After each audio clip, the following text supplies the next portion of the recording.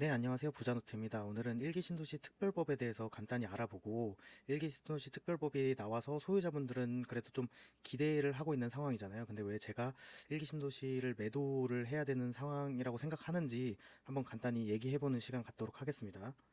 일단 소유자분들에게는 정말 죄송합니다. 어떻게 보면 되게 굉장히 많은 분들이 이제 일기 신도시에 이제 아파트를 소유하고 계실 텐데, 좀 이제 어그로성 좀 주제로 제목을 잡은 것 같고 좀 썸네일이 자극적이어서 죄송하고, 근데 제가 말씀드리고 싶은 의견이 있고 해서 이번 주제로 이렇게 가져왔거든요. 그래서 어쨌든 100%제 주관적인 의견이고 그냥 이런 생각을 가진 애도 있구나 이 정도로 생각해 주시면 되고, 그래도 한번 어떻게 될지 예측은 해보는 시간, 그리고 생각해 볼 만한 주제라고 생각하거든요. 그래서 같이 한번 고민해보는 시간 됐으면 좋겠습니다. 먼저 그럼 일기 신도시 특별법에 대해서 간단히 알아보면 심플해요. 일단 용적률이 기존에 이제 뭐 서울에 있는 5층짜리 아파트나 뭐 재개발 이런 게 아니기 때문에 이미 뭐 130%, 뭐 160%, 200% 이렇게 아파트로 조성이 돼 있잖아요. 그래서 그런 아파트들의 용적률을 좀 혜택을 줘서 조정을 해서 사업성을 좀 늘려주고, 그런 사업성을 바탕으로 이제 재건축을 하겠다는 거예요.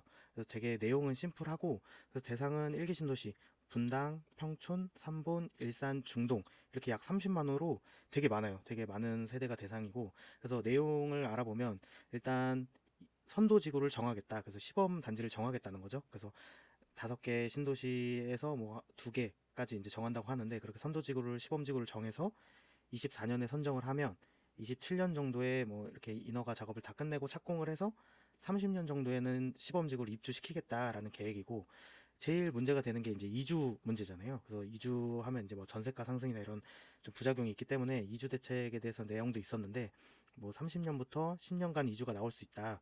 그래서 최대한 공공 쪽에서 이주 단지를 확보하고, 네, 민간 쪽에서도 일부 얻는 방식으로 하겠다 이렇게 나왔고, 그리고 기부 체납에 대한 얘기도 많이 있잖아요. 그래서 일단은 여기서 사업성을 줄 때 이제 용적률을 건드리다 보니까 그 용적률에서 혜택을 준 만큼 이제 기부 체납을 하겠다. 그렇게 해서 이제 좀 다른 지역과의 형평성을 맞추겠다. 뭐 이런 내용이거든요. 그래서 어쨌든 일기신도시 특별법 자체는 심플해요. 그래서 혹시 더 자세하게 이제 알고 싶으신 분들은 이제 이런 내용을 정리해준 유튜브나 뭐 이제 블로그나 많기 때문에 그런 거 한번 더 보시면 될 것 같고, 이제 내용 자체를 요약하면 되게 심플하다. 그럼 제가 일기 신도시를 지금 매도를 왜 고려해야 되는지 제가 이유를 한번 좀 차분하게 말씀을 드리면, 일단 일기 신도시 특별법 자체를 만들고 통과할 때도 국회의원들 사이에서도 잡음이 많았어요. 왜냐면 이제 일기 신도시만 이렇게 해주면 이제 형평성 문제도 있고, 그리고 용적률을 건드리다 보니까 되게 지금도 뭐 75층 뭐 준주거 지역 같은 경우는 75층으로 짓겠다 이러면서 고층에 대한 기대감이 큰데, 그러면 이제 난개발이 될 수도 있다 이렇게 하면서 일기 신도시가 아닌 지역의 뭐 국회의원들이나 뭐 주민들이나 이렇게 되게 반대를 많이 했었거든요. 그래서 그것 때문에 이제 특별법 자체가 통과되는데 되게 상당한 시간이 걸렸고, 그리고 그래서 나온 게 그다음 노후계획 도시정비특별법이라고 해서 일기 신도시가 아닌 지역들도 이번에 이제 대상이 확대되면서 이제 특별법이 나왔잖아요. 그래서 뭐 서울에는 뭐 가양이라든지 뭐 이런 곳들, 노도강 이런 데도 선정이 됐고, 뭐 수원, 뭐 메탄, 건선, 영통, 뭐 용인, 수지 뭐 이런 곳들도 이제 관심을 끌고 있는데, 이제 이런 노후계획 도시 특별법도 나왔고, 그리고 일십 대책이죠. 일십 대책에서도 이제 재개발, 재건축 같은 경우에 뭐 안전진단 면제라든지 사업 속도를 빨리 해주겠다 이런 식으로 지원 대책이 나왔고, 서울시에서는 이미 이제 오세훈 시장이 다시 오고 나서 신통기획 재개발이나 모아타운으로 되게 많은 지역, 거의 일주일에 뭐 몇 구역씩 막 정해질 정도로 빠르게 추진을 하고 있는 상황이잖아요. 그래서 그런 상황 속에서 제가 왜 매도를 한번 고려해봐야 되냐, 그러면은 일기 신도시만 그렇게 용적률 혜택을 주지는 않을 거예요. 그런 명분도 없고, 그게 이제 형평성에 맞는지도 잘 모르겠고, 일기 신도시가 뭐 그냥 그 당시에 많이 주택이 부족해서 많이 지어진 것밖에 없잖아요. 그리고 일기 신도시가 지어질 당시에도 다른 곳에 지방이나 이런 곳에서 많이 지었거든요.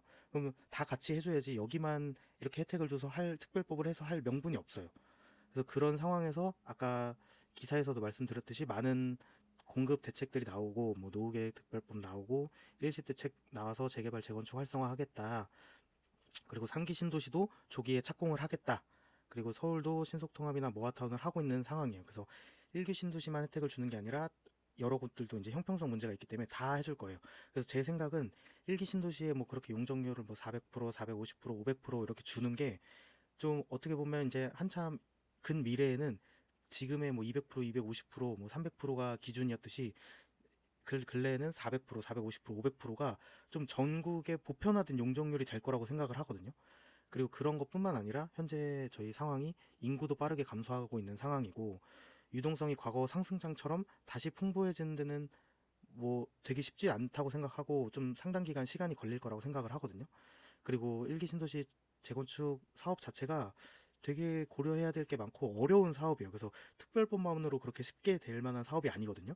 되더라도 장기 프로젝트예요. 그래서 저는 이런 상황을 종합적으로 고려했을 때 좀 양극화가 되게 커질 것 같거든요.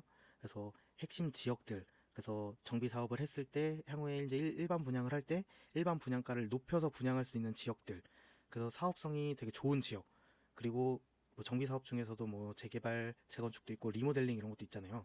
근데 그 중에서도 재개발, 재건축 같은 이제 어쨌든 사업성이 조금 더 좋은 사업들, 그런 곳들로 양극화가 되고 수요가 좀 쏠릴 거라고 생각을 해요.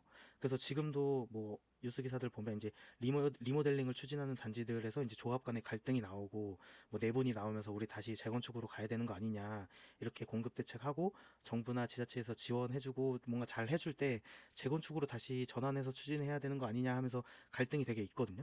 근데 그런 걸 봤을 때 모든 걸 조합해 보면 이제 향후 용적률도 제가 아까 말씀드렸듯이 400%, 500% 이렇게 일기 신도시 특별법에서 일기 신도시에 재건축할 때 주겠다는 용적률이 기준이 될 거예요. 기준이 이제 상향이 될 거고 그러면 제가 아까 말씀드렸듯이 양극화가 될 수밖에 없거든요. 그래서 저는 이렇게 양극화가 되는 상황이라면 그리고 일기 신도시 특별법으로 어쨌든 기대감이 있는 건 사실이잖아요. 그럼 이렇게 기대감이 있을 때 저는 좀 매도를 하고 서울을 보는 게 좀 더 좋다고 생각을 하거든요. 그래서 저는 매도를 고려해야 될 타이밍이 아닌가 저는 이런 이유 때문에 이렇게 생각을 해서 이번 주제를 가져왔어요. 그래서 뭐 일산이나 뭐 평촌, 중동 이런 곳들을 매도했을 때 금액이라면 서울의 어떤 지역 그리고 제1 신도시 특별법으로 지금 관심을 갖는 지역이 분당이잖아요. 저도 분당 되게 인프라 좋고 학원가 좋고 이제 좋다고 생각을 하는데 만약에 또 분당을 매도한다면 서울에서도 조금 더 핵심 지역 이렇게 좀 지금은 서울을 봤으면 좋겠어요. 저는 지금 뭐 투자에 대해서 다른 분들이 뭐 지방 광역시라든지 이제 다시 좀 온기가 돌 거다라고 얘기를 하시는데 저는 과거 상승장처럼 유동성이 다시 풍부해지기 어려운 상황이고 인구 감소도 되게 빠르잖아요. 그래서 저는 지금 이런 상황일 때 조금 더 그리고 지금이 뭐 상승장 뭐 분위기가 좋은 상황은 아니잖아요. 그러니까 재개발 같은 경우에도 피가 못 오르고 있는 상황인데 이런 상황이 서울을 볼 수 있는 마지막 타이밍이 아닌가. 그래서 일기 신도시 소유자분들도 좀 올해 중순이나 하반기에 좀 일기 신도시 특별법으로 이제 뭐 선도지구 정한다 하면 좀 기대감이 있을 거잖아요. 그래서 그럴 때 좀 잘 매도를 가격이 반영됐을 때 좀 잘 매도를 하고 서울을 봐야 되는 시점이 아닌가. 그래서 이번 주제를 가져왔습니다. 네, 너무 자극적인 주제를 가져왔는데 좀 한번 같이 이런 의견도 있다 해서 한번 고려해봤으면 좋겠습니다. 네, 다음에는 또 다른 유익한 주제로 돌아오겠습니다. 감사합니다.